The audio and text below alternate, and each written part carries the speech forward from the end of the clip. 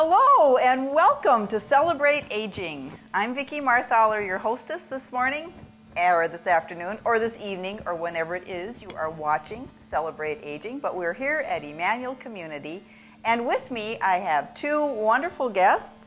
We have Bridget Okeson and Sue Sorensen. And first I'm going to have them introduce themselves, and then we're going to talk about a very special program we have here at Emmanuel Community.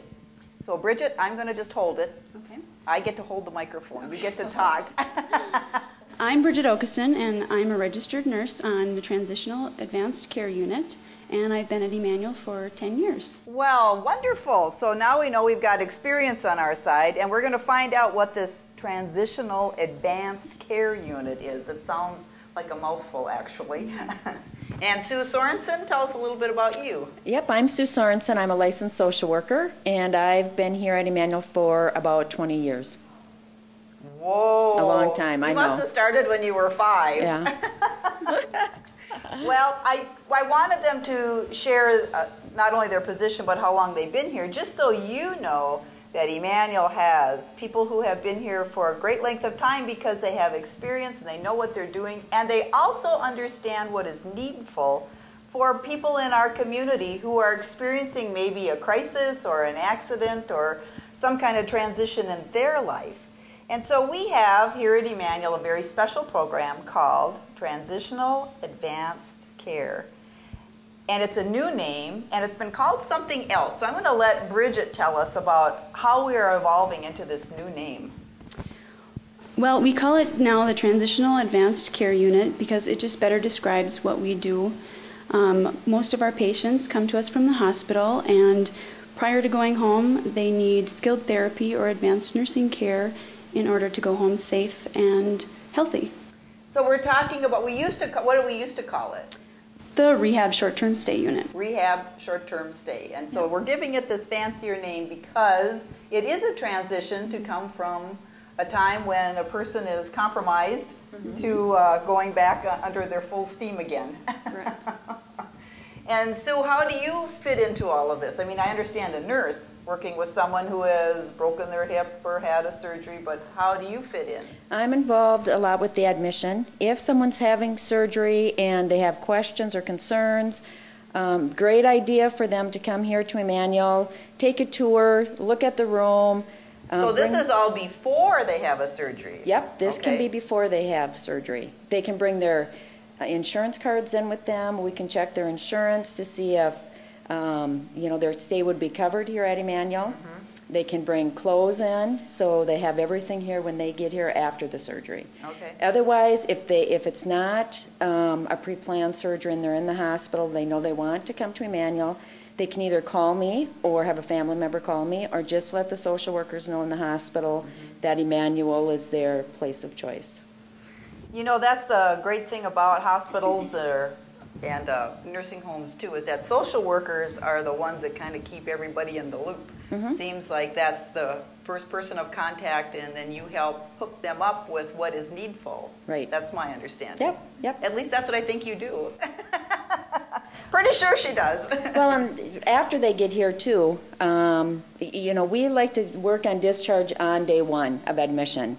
So our goal is to get people home as soon as they're possibly ready to go home. Very good. So when they come from the hospital, Bridget, what's the first thing you do when they arrive at Emmanuel? We like to greet them at the door, bring them to their room, and do an assessment and introduce them to everybody. So for the most part, they stay at what part of Emmanuel? On the Transitional Advanced Care Unit. And we call that Cedar for the most part? Cedar Lane. If you come to Emmanuel, we have a lot of tree names going on. Yes. So we're thinking Cedar. Yes. And tell us about the actual physical layout of the rooms at Cedar. That would be... Sure. We have a television in each of the rooms, telephone if the resident would like one, recliners, and obviously a bed. And each of our rooms have their own private bathrooms. We have a whirlpool and a shower on the wing, but not in each individual room. Okay. All right. So they have a choice. Choices are good, right?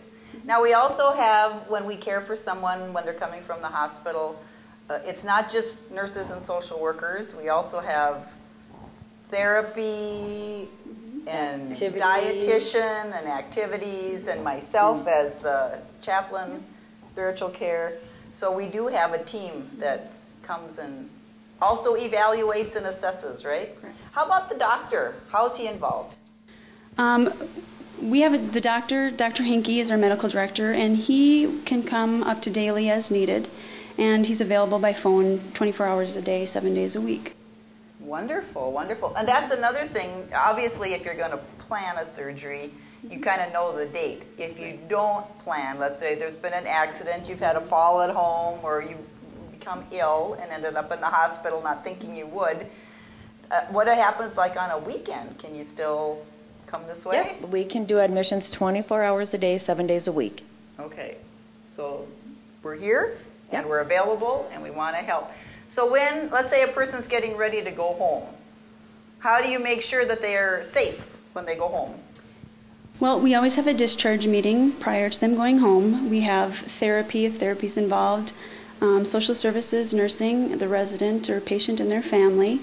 And we set up all of the services prior to them going home, home health, if they need home delivered meals, lifeline, adult day services, anything they need so that the transition home is safe for them, and all they have to be concerned about is taking care of themselves. There we go. I like that. I think one other important thing that our therapists do is they'll make a home visit, and they'll look they actually go to their home? They go to their home with them if the resident chooses that. You know, they'll look at their bathrooms, their bedrooms, the kitchen, make recommendations.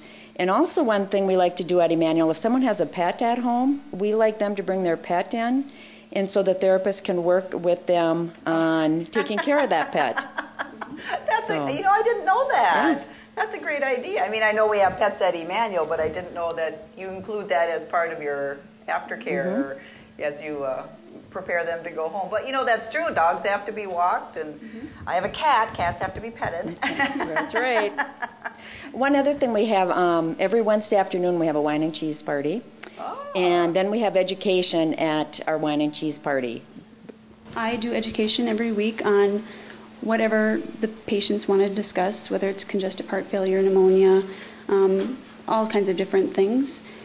We also have Wendy, our registered dietitian. She does weekly meetings, and we both do individual teaching with families if necessary.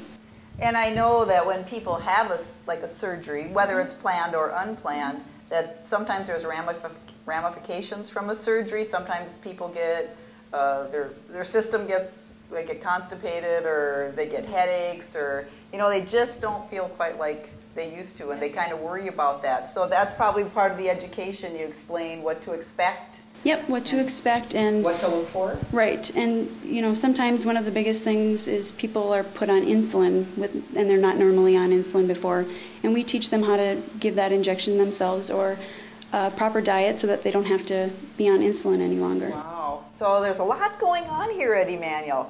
We have a transitional advanced care wing, and Bridget and Sue are a big part of that, helping people come and get the help they need and prepare to go home so that they can go home and stay home, be well and healthy and safe.